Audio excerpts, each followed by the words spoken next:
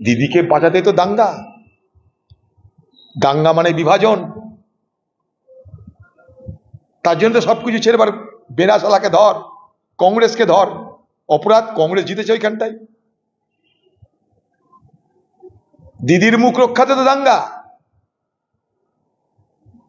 শান্তিপূর্ণ সেই আন্দোলনের পিছনে মদ খাইয়ে লুম্পেনদের মিছিলে ভরে দিয়ে ওখানকার তৃণমূলের নেতারা তো লুটপাটটা করিয়েছে।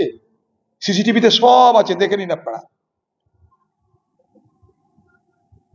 কখনো বিএসএফ কে বলির বখরা করছে, কখনো কংগ্রেসকে বলির বখরা করছে। রাজ্য কার? কংগ্রেসের না আপনার? মুখ্যমন্ত্রীকে আমরা না আপনি? ওখানকার এমএলএ কে আমরা না আপনি? ওখানকার পঞ্চায়েত কাদের? আমাদের না আপনার? সবই তো নিয়ে বসেছেন লুটপাট করে কেড়ে করে। এখন ছেলে ভুলানোর গল্প করছেন যে কংগ্রেসের এলাকা।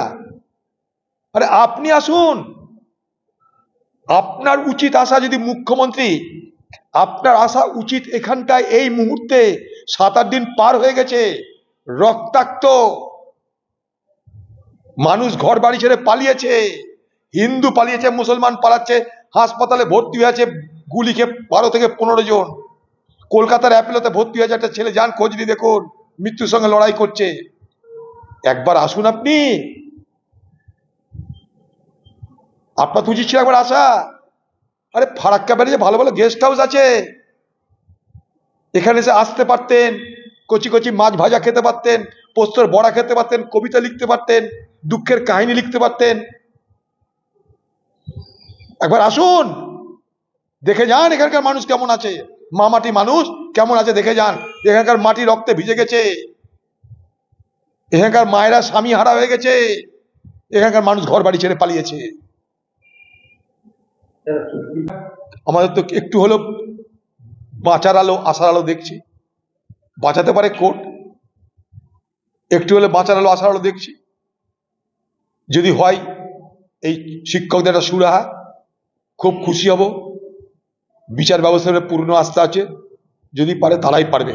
পশ্চিমবঙ্গের তৃণমূলের নেতারা তো বিচারপতিদের এর মধ্যেই চাকরি খাওয়ার জন্য অভিযুক্ত করেই দিয়েছিল। যাই হোক, এখন কি বলবে জানি না, কিন্তু অন্তত শুরু তো হয়েছে।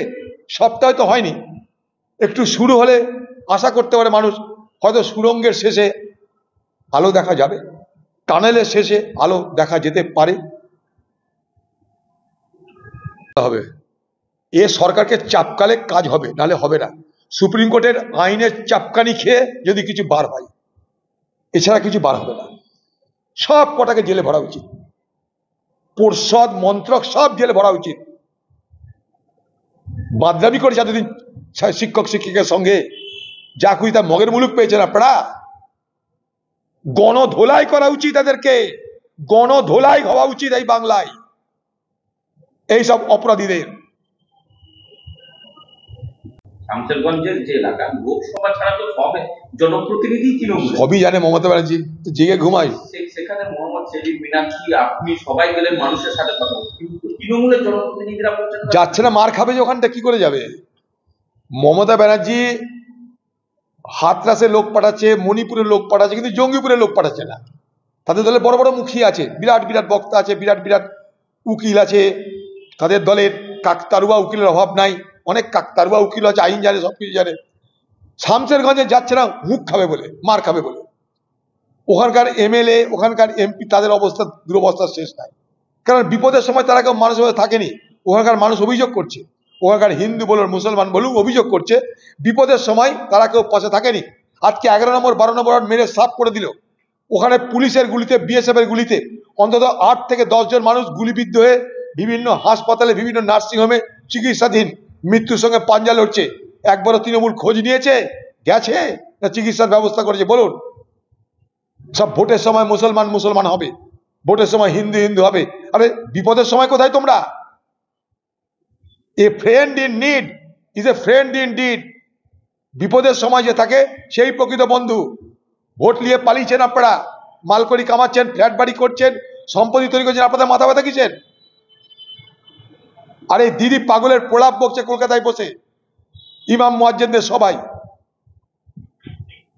মোদীকে অনুরোধ করছেন আপনি, আপনি বলছেন ওয়াকফ আন্দোলন দিল্লিতে করতে, আমরা মুর্শিদাবাদেই করব, আমরা বাংলাতেই করব ওয়াকফ আন্দোলন।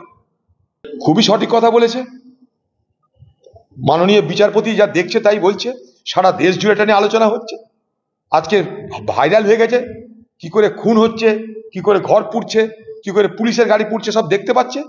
অথচ ওয়াকফ আইনটা কি আমরা সবাই জানি না সেটা। আমি একটু আগে কি বললাম, যারা মারছে তারা জানে না কেন মারছে, যারা মরছে তারা জানে না কেন মরছে। উভয়েরই কারণ নাকি ওয়াকফ। ওয়াকফ কি তাই আমরা কেউ জানি না। অদৃশ্যের এই পরিহাস। এই পশ্চিমবঙ্গ সরকারের প্রথম থেকে উচিত ছিল এই বিষয়টা নিয়ে সতর্ক হওয়া। ভোট করতে ব্যস্ত, প্রতিদিন নাটক করতে ব্যস্ত এই তৃণমূলের সরকারের সময় হয়নি মানুষকে বলার, বোঝানো।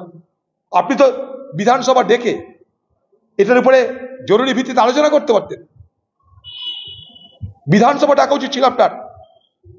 এই ওয়াকফ আমরা মানছি না, এই ওয়াকফ প্রত্যাহার করা হোক বলে একটা সর্বদিনের প্রস্তাব নিতে পারতেন বিধানসভায়। আমি জানি এটা কেন্দ্রীয় আইন, কিন্তু তবু বলতে তো পারতেন যে এই আইন ক্ষতি হতে পারে, আমরা বিধানসভার পক্ষ থেকে বলছি, বলতে তো পারতেন। বিশেষ অধিবেশন থেকে করেননি আপনি। আপনি তো চাইছেন এই ডামাডোলের বাজারে সংখ্যালঘু মানুষ বিজেপির বিরোধিতা করে আমার সঙ্গে থাক, আর বিজেপি চাইছে এই ডামাডোলের বাজারে হিন্দুরা ভয় ভীতিতে আমাদের সঙ্গে থাক। গল্প তো এইটাই।